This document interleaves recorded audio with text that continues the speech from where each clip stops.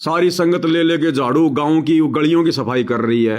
अरे गली में तो भैया कुत्ता भी टट्टी करेगा, गधा भी पोटी करेगा। कुत्तों की टट्टी उठवाई जा रही है संगत से। संत रामपाल जी की इस तत्वज्ञानी संगत से कुत्तों की टट्टी उठवाई जा रही है। काल ने इतना नीचे गिरा दिया संगत को, बुद्धि विवेक विचार गए बाढ़ में। गुरु तो कह रहा कि उदय अस्त का राज मिले तो बिन नाम बेगार, अगम निगम को खोज ले बुद्धि विवेक विचार। अगम निगम तो छोड़ो, बुद्धि विवेक विचार तो छोड़ो, कुत्तों की टट्टी उठवाई जा रही है संगत से। एक वीडियो दिखाता हूं आपको। पंजाब का स्टेट कोऑर्डिनेटर दीपक साहब, और देखो ये विशाल सफाई अभियान और पंजाब के गांवों की सफाई करवाई जा रही है। एक बार वीडियो देख लो। नमस्कार, मैं इस समय हम मौजूद हैं पंजाब के जिला फाजिल्का के कुलार गांव में, जहां एक प्रेरणादायक और अनोखा दृश्य देखने को मिल रहा है। यहां एक प्रसिद्ध संत के अनुयायी अपने गुरु के निर्देश पर पूरे गांव में सफाई अभियान चला रहे हैं। कैमरे में आप साफ देख सकते हैं कि भक्त हाथों में झाड़ू और अन्य सफाई उपकरण लेकर गांव की गलियों, सड़कों और सार्वजनिक स्थानों को साफ कर रहे हैं। स्थानीय ग्रामीणों का कहना है कि ऐसा संगठित सफाई अभियान उन्होंने पहले कभी नहीं देखा। गांव वाले क्या कह रहे हैं कि भाई ऐसा संगठित सफाई अभियान हमने आज से पहले कभी नहीं देखा। गांव वाले सही कह रहे हैं, गांव वालों को ऐसा ही कहना चाहिए। उन गांव वालों को पता है, और विशेषकर जो पंजाब में सफाई अभियान चल रहा है संत रामपाल जी के इन तत्वज्ञानी भक्तों का, तो पंजाब में तो हर गांव वालों को पता है कि ये बाबा रामपाल वालों ने तो अभी अभी झाड़ू हाथ में ली है। और बाबा राम रहीम के भगत तो ना जाने कितने वर्षों से गांव गांव में जाकर, शहर शहरों में जाकर, बसों में जा जाकर और गांव नगर कॉलोनी सबकी सफाई करते हैं, सबकी सफाई। तो गांव वालों को पता है कि बाबा रामपाल से पहले तो राम रहीम वाले आते हैं। अरे हम क्यों कहें, अच्छा है ना हमारे गांव की सफाई हो रही है। ये कुत्तों का टट्टी बहुत ज्यादा हो गया था, अच्छा है ना इनकी सफाई हो रही है। तो गांव वाले तो भैया महिमा गाएंगे फोकट में, झूठी महिमा सफाई करवाने के लिए। अरे सरपंच अगर सफाई करवाएगा तो पैसा लगेगा, विधायक सफाई करवाएगा पैसा लगेगा, गांव वाले सफाई करेंगे मेहनत लगेगी। तो वो तो बड़ाई करेंगे आपकी कि बहुत अच्छी बात है, करो सफाई। उनको क्या जा रहा है, उनकी जुबान पे कौन से छाले पड़ रहे हैं तुम्हारी झूठी बड़ाई करने में कि भैया ऐसा संगठित सफाई अभियान हमने आज से पहले कभी नहीं देखा, ताकि ये बाबा रामपाल के चेले दोबारा आए महीने 2 महीने बाद में। फिर से जो कुत्तों का जो टट्टी वट्टी थोड़ा जमा हो जाएगा ना, तो फिर से बाबा रामपाल के चेले आ जाएं टट्टी उठाने के लिए। अरे गांव वाले बड़ाई क्यों नहीं करेंगे, गांव वालों को तो बढ़िया काम हो रहा है, बैठे बैठे सफाई हो रही है। ये तो इन मूर्खों को विचार करना चाहिए, संगत को विचार करना चाहिए। अरे इस गांव में तुम कब गए सफाई करने, जिंदगी में तुम पहली बार गए हो। ये गांव कोई 100-150 साल से होगा, आज से पहले तुम सफाई करके आ रहे थे क्या वहां पर? इन मूर्खों को विचार नहीं है इनको। ऐसे काल बेगार करवा रहा है, ऐसे। यहां एक प्रसिद्ध संत के अनुयायी अपने गुरु के निर्देश पर पूरे गांव में सफाई अभियान चला रहे हैं। यह पहल साफ संदेश देती है कि अगर हर व्यक्ति अपने कर्तव्यों को समझे तो हमारा समाज स्वच्छ और सुंदर बन सकता है।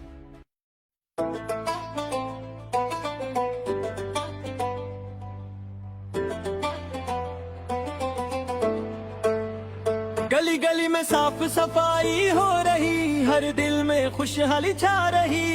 बुजुर्ग जवान सब साथ आए, सेवा की जोत जला रही। ना कोई छोटा ना बड़ा, यहाँ सब मिलकर कर रहे काम। संत रामपाल जी की कृपा से रोशन हो रहा कुलार गाँव जी। कुलार में सफाई अभियान चला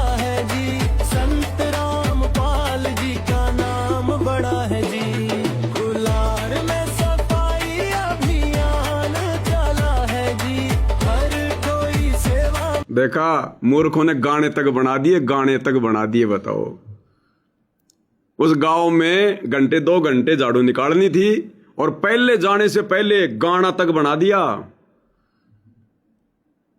भाई और बहनों, ये इतिहास बन रहा है, इतिहास। ये इतिहास लिखा जाएगा कि धरती पर सबसे ज्यादा मूर्ख संगत किस संत की हुई। सतगुरु रामपाल जी का नाम आएगा, सतगुरु रामपाल जी का नाम। सबसे मूर्ख शिष्य यदि धरती पर हुए हैं आज से पहले या आज, केवल सतगुरु रामपाल जी के भगत।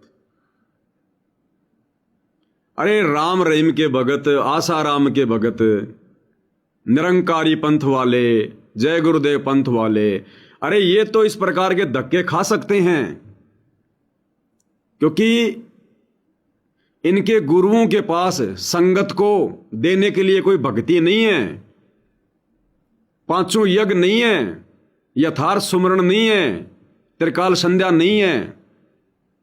तो बाकी संतों के भगत तो धक्के खा सकते हैं इस प्रकार की सेवा में। अरे सतगुरु रामपाल जी ने कौन सी कमी छोड़ रखी है? अगर आप ढंग से सतगुरु रामपाल जी की भक्ति मर्यादा में रह के करना शुरू कर दो, मैं कहता हूं आपको मुश्किल से घर से बाहर निकलने का समय मिलेगा, इतना भी समय नहीं बचेगा आपके पास में। ऐसी भक्ति सतगुरु रामपाल जी ने हमें दे रखी है, सुबह से लेकर शाम तक शेड्यूल बनाकर। आप अगर आधा घंटा भी कहीं जाओगे तो 20 बार सोचोगे। और यहां क्या हो रहा है? काल बिल्कुल बेगार करवा रहा है, बुद्धि पे बैठा, बिल्कुल बुद्धि पे, छोड़ूंगा नहीं। बड़ी मुश्किल से पकड़ में आए हो और ढंग से रगड़ रहा, ढंग से कुत्तों का टट्टी उठवा रहा है, कुत्तों का टट्टी। ये सेवा करके ये सतलोक जाना चाह रहे हैं, ये सेवा करके लाख जन्म धक्के खाते रहना, सतलोक मिलेगा सतगुरु की सेवा से। ये तो तुम कुत्तों की सेवा कर रहे हो, तुम कुत्तों का टट्टी उठा रहे हो। ये तो तुम उन गांव वालों की सेवा कर रहे हो, गांव वालों की सेवा से तुम्हें सतलोक मिलेगा। उन अनुपदेशियों की सेवा से, नशेड़ियों की सेवा से। कितने लोगों ने बीड़ी पी के, बीड़ी के वो टोटके फेंक रखे हैं, किसी ने सिगरेट का फेंक रखा है, किसी ने पान मसाला खा के वो थैली फेंक रखी है, किसी ने शराब पी के वो पौआ फेंक रखा है। और नादानो, तुम सतगुरु के भगत होकर और तुम लोगों की बेगार कर रहे हो, गंदगी उठा रहे हो। तुम्हें अपनी कीमत का नहीं पता, तुम्हें सतगुरु की भक्ति का एहसास नहीं। तुम्हें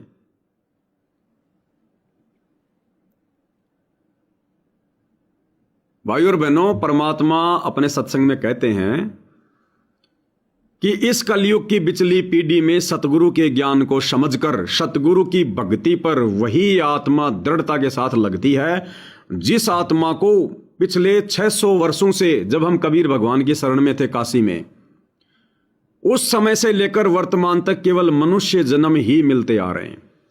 बीच में परमात्मा ने उस आत्मा को 84 में नहीं जाने दिया। केवल वही आत्माएं जिनको बारंबार मनुष्य जन्म मिलते आ रहे हैं, क्योंकि मनुष्य जन्म मिलने से परमात्मा हर जन्म में उसको मिले, थोड़ी थोड़ी भक्ति दी और वो रिचार्ज होता रहा, उसके अंदर वो भाव बने रहे, उसके अंदर वो चेतना, वो सद्बुद्धि वो बनी रही। तो केवल वही आत्माएं वर्तमान में सतगुरु की सेवा कर रही हैं, सतगुरु की भक्ति कर रही हैं। और ये जो गांव गांव जाकर जो ये लैट्रिन साफ कर रहे हैं ना, जो ये झूठा सफाई अभियान चला रहे हैं, व्यर्थ।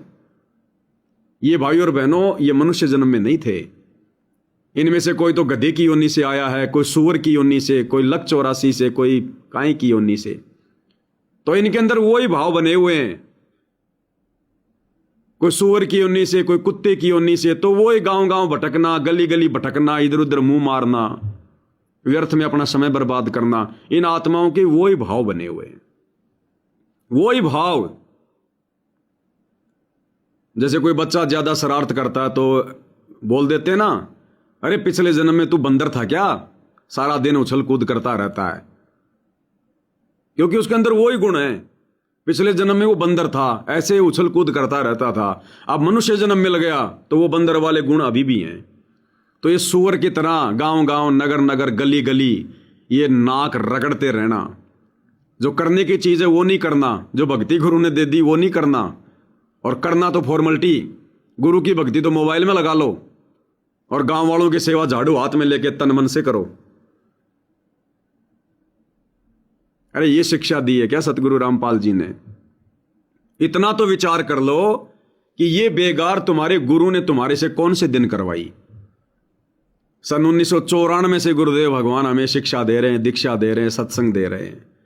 अरे कौन से दिन, कौन से सत्संग में, कौन सी पुस्तक में गुरु जी ने लिखा है कि भगत आपस में इकट्ठे होकर गांव गांव जाकर उनकी सफाई करो, गांव वालों की। भगत लोग इकट्ठा होकर आपस में धन जोड़ के, पैसा इकट्ठा करके और जगत वाले लोगों के मकान बनाओ। अरे कौन से सत्संग में, कौन से दिन और कब गुरु ने खुद इस प्रकार की सेवा करके दिखाई, कब करके दिखाई? अरे ये परमपिता परमात्मा है। ये बेगार करते करते तो हमारे को असंख्य युग बीत गए। अब की बार भगवान हमसे अपनी सेवा करवाने आया है, सतगुरु सेवा। जगत की सेवा करवाने नहीं आया, ये बेगार करवाने नहीं आया जो काल तुमसे करवा रहा है।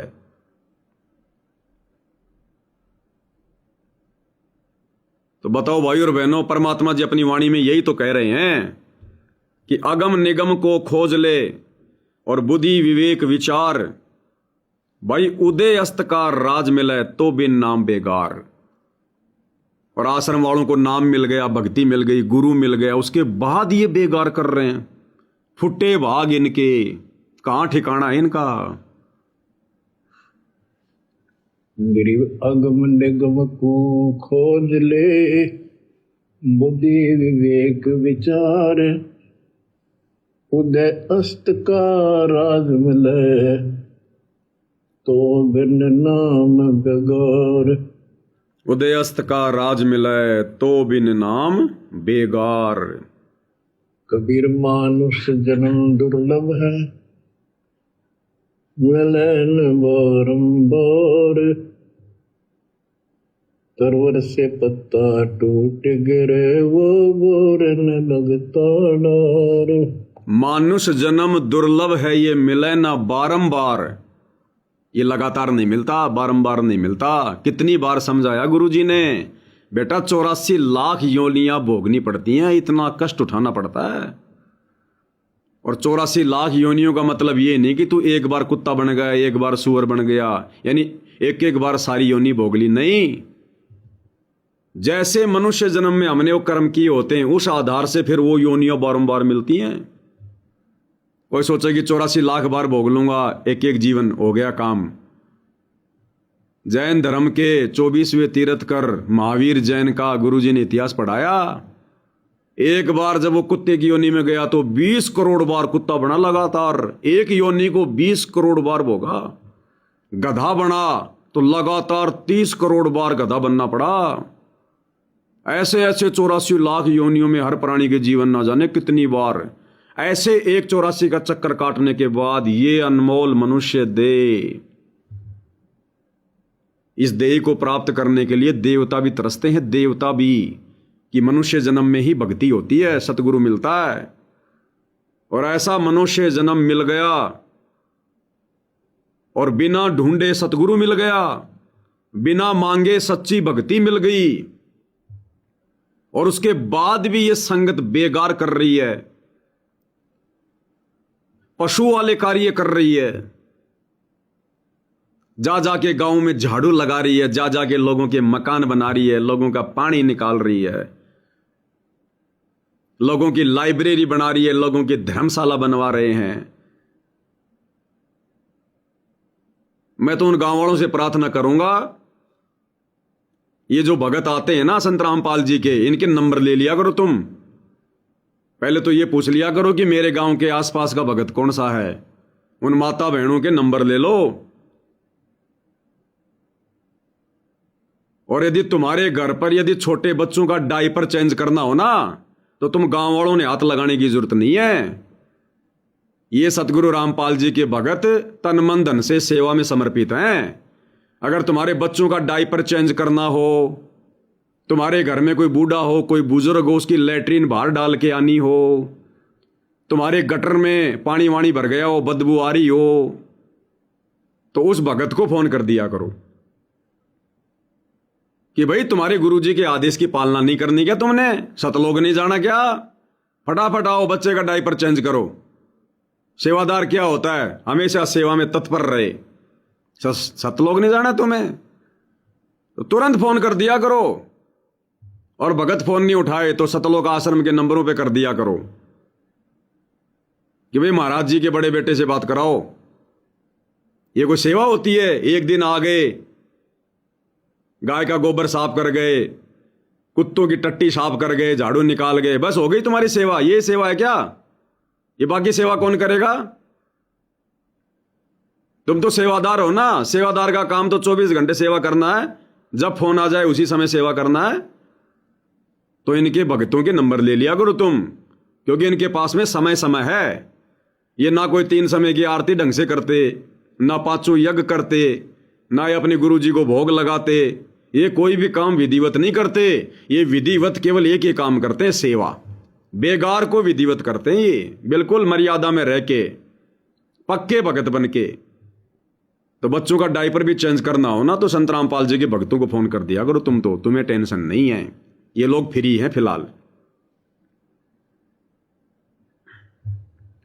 पृथ्वीपति चकवे गए, जिनके चक्र चलंत,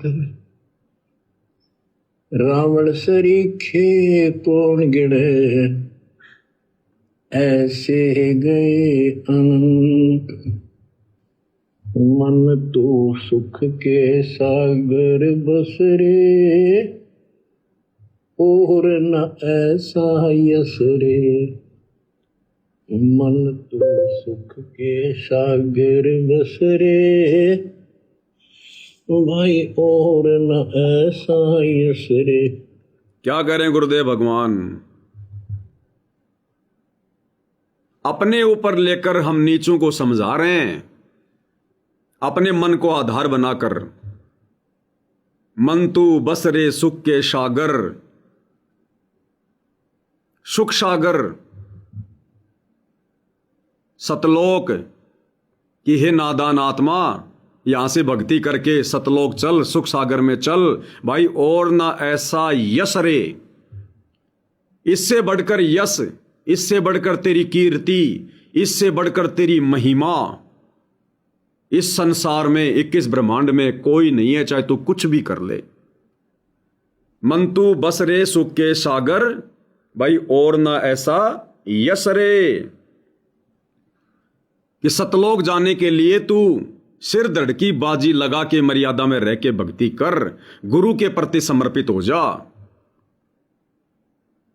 इससे बढ़कर तेरी महिमा, तेरा यश, तेरी कीर्ति संसार में और दूसरी नहीं है।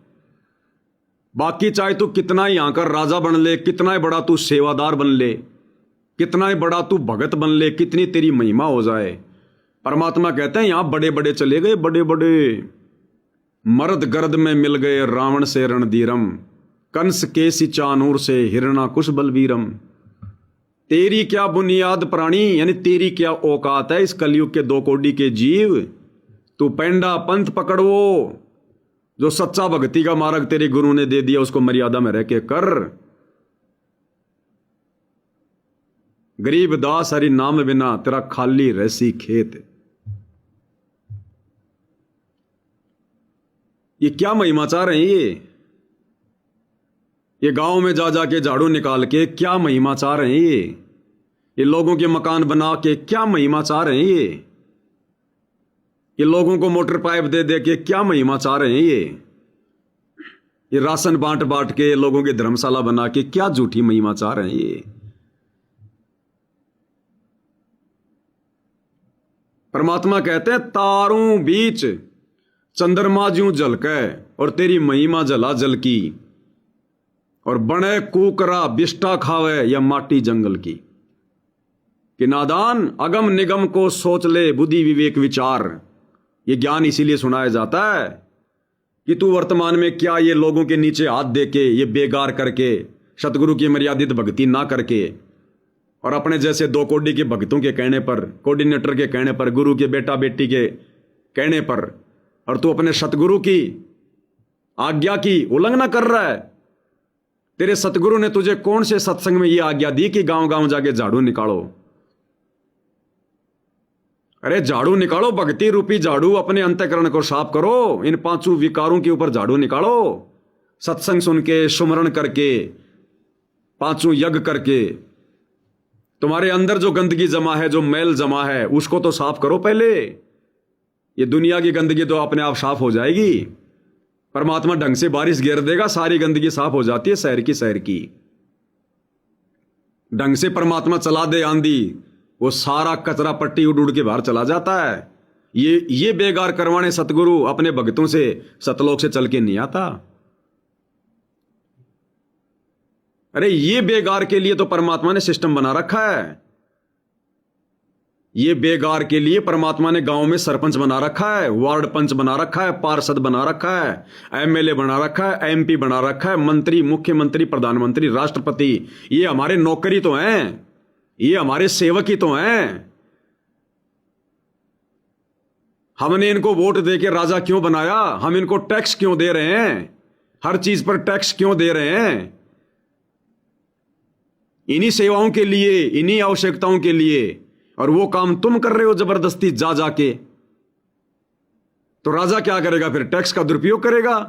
जिस टैक्स के पैसों से राजा ने सफाई करवानी थी, गांव में मोटर पाइप बांटनी थी, गरीब लोगों के मकान बनवाने थे, लोगों को राशन बंटवाना था, वो काम तुम संत रामपाल जी के भगत होकर और भक्ति विरुद्ध होकर कर रहे हो। तो राजा उस टैक्स का दुरुपयोग नहीं करेगा क्या? वो दोष किसको लगेगा? तुम भक्तों को लगेगा। और ऊपर से ये बेगार करने में तुम्हारी भक्ति कितनी नष्ट हो गई, तुम्हारा समय कितना नष्ट हो गया, तुम्हारी श्वासें कितनी नष्ट हो गई। अरे घर बैठकर आनंद लेना चाहिए, महक लेनी चाहिए सतनाम के सुमरण की, श्वास श्वास से वो महक लेनी चाहिए, आनंद लेना चाहिए सुरती नृत्य से, बैठ के आराम से ध्यान से समय निकाल के, विशेष कशक के साथ में श्वास श्वास से नाम जपो, व्यर्था श्वास मत खोए, ना बेरा इस श्वास को आवण हो के ना हो। घर बैठ के श्वास श्वास से सतनाम का स्मरण करके वो मोक्ष रूपी महक लेनी चाहिए। और ये गांव गांव जाके झाड़ू निकाल के वहां पर धूल मिट्टी अपने अंदर ले रहे हैं, धूल मिट्टी फाक रहे हैं, धूल सूंघ रहे हैं, वहां पर वो गंदगी सूंघ रहे हैं। तो अगले जन्म में परमात्मा इनको सूअर की योनि में ना डाले तो क्या करे, जो मनुष्य होने के बाद भी वही काम कर रहे हैं। तो परमात्मा कहते हैं, नादान, ये झूठी महिमा के चक्कर में क्यों तो तू अपने कर्म फोड़ रहा है, और क्यों इस संगत के कर्म फोड़ रहा है। थोड़ा बुद्धि विवेक का इस्तेमाल कर, अगम निगम को खोज। तूने धर्मशाला बनवा दी जाटों की, जाटों ने तुम दोनों भाइयों को, यानी सतगुरु रामपाल जी के दोनों नालायक बेटों को एक 50 रुपए का कपड़ा, वो पगड़ी सिर पे बांध दी, ये फूल गए अपने आप में, वाह जी वाह, हम तो समाज में सम्माननीय हो गए। अरे नालायकों, उस 50 रुपए के उस कपड़े के टुकड़े के चक्कर में तुम लोगों ने कितने भक्तों का भक्ति धन नष्ट करवा दिया, कितने भक्तों का, बेचारों का खून पसीने का वो पैसा, वो करोड़ों रुपया तुमने जाटों की धर्मशाला बनवाने में लगा दिया।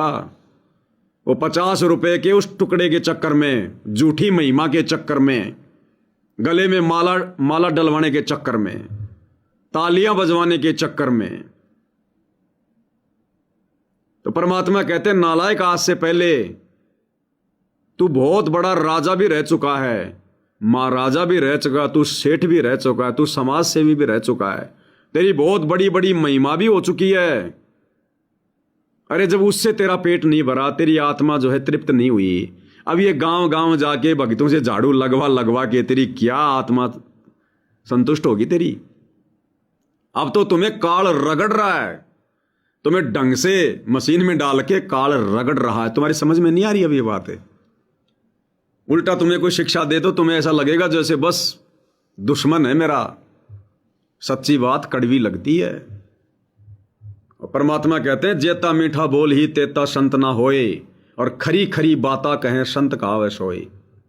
तो भैया हम तो संत हैं, सतगुरु के भगत हैं, जो कहेंगे सच्ची कहेंगे, खरी खरी कहेंगे, कड़वी कड़वी कहेंगे। इन आश्रम वालों की तरह, कोऑर्डिनेटरों की तरह मीठी गोली खिला खिला के हमने संगत के पेट में जो है वो कीड़े पैदा नहीं करने। हमने अपने सिर पर संगत को भ्रमित करके दोष नहीं रखना, पाप नहीं रखना। तो परमात्मा कहते हैं झूठी महिमा के चक्कर में नादान क्यों तो अपने कर्म फोड़ रहा है, और क्यों इस बेचारी भोली भाली नादान संगत के कर्म फोड़ रहा है। यह समय था भक्ति करने का। अरे हमारे उन कर्मों की सजा हमारा गुरु अपने ऊपर लेकर हिसार जेल में बैठकर जेल काट रहा है, सिर्फ और सिर्फ इसलिए कि बच्चे इस अनमोल समय का सदुपयोग करें, भक्ति करें, ताकि आने वाले विनाशकारी समय में काल का झटका लगने से बचें। ये जो सतगुरु 11 साल से जेल काट रहा है ना, ये सतगुरु कोई अपने कोई कुकर्मों की नहीं काट रहा। सतगुरु पे कोई कर्म लागू नहीं है। यहां तो 84 लाख योनि में किसी पशु पक्षी पे कोई जो है वो कर्म लागू नहीं है। सतगुरु पर कैसे कर्म लागू हो जाएगा? सतगुरु तो कर्म काटने आता है। फिर भी सतगुरु 11 साल से जेल में बैठा है, क्यों? हमारे कर्मों की सजा अपने ऊपर लेकर। काल के कागजों में तो हिसाब किताब पूरा करना पड़ता है ना। जैसे राजा जनक ने उन 12 करोड़ आत्माओं के कर्म अपने ऊपर ले लिए, अपनी आदि भक्ति कमाई संकल्प कर दी, और सबको थोड़े समय के लिए स्वर्ग से बाहर निकाल दिया। इसी प्रकार सतगुरु रामपाल जी सारी सृष्टि का मालिक है। इस अनमोल समय का हम आत्माएं घर बैठकर भक्ति करके, मर्यादा निभा के, कुछ बुद्धि विवेक का इस्तेमाल करके, चिंतन मनन करके कि हमारे गुरुजी जेल में क्यों बैठे, उनका क्या स्वार्थ है, हमारे गुरु ने ऐसा कौन सा कुकर्म कर दिया, कौन सा वो गलत काम कर दिया जो हमारे गुरु को जेल जाना पड़ा। वो हम नीचों के कुकर्मों की सजा जो बरवाला कांड में उनके परिवार ने किए, उनके परिवार के चक्कर में आकर हजारों भक्तों ने किए, और हमारे जन्म जन्मांतरों के कुकर्म, जिन कुकर्मों के चलते आज हमने जेल काटनी थी, किसी का बलात्कार करके, किसी का मर्डर करके, किसी की चोरी करके, किसी की ठगी करके, परमात्मा ने उन कर्मों को अपने ऊपर ले लिया ताकि बच्चों तुम भक्ति करो, समय का सदुपयोग करो। समय बहुत कम है, सतलोक चलना है, ज्ञान तुम्हें पूरा दे दिया गया, कुछ सतलोक चलने की तैयारी करो। तो इन तमाम भक्तों के कुकर्म सतगुरु अपने ऊपर लेकर काल के कागजों में सजा काट रहा है, और ये नादान क्या कर रहे हैं? समझ ही नहीं रहे इन बातों को, और बेगार में लगे हुए हैं। तो क्या करेगा अब सतगुरु भाई? क्या देगा तुम्हें सतगुरु? मोक्ष देगा? ये तो आने वाला समय बताएगा फिर।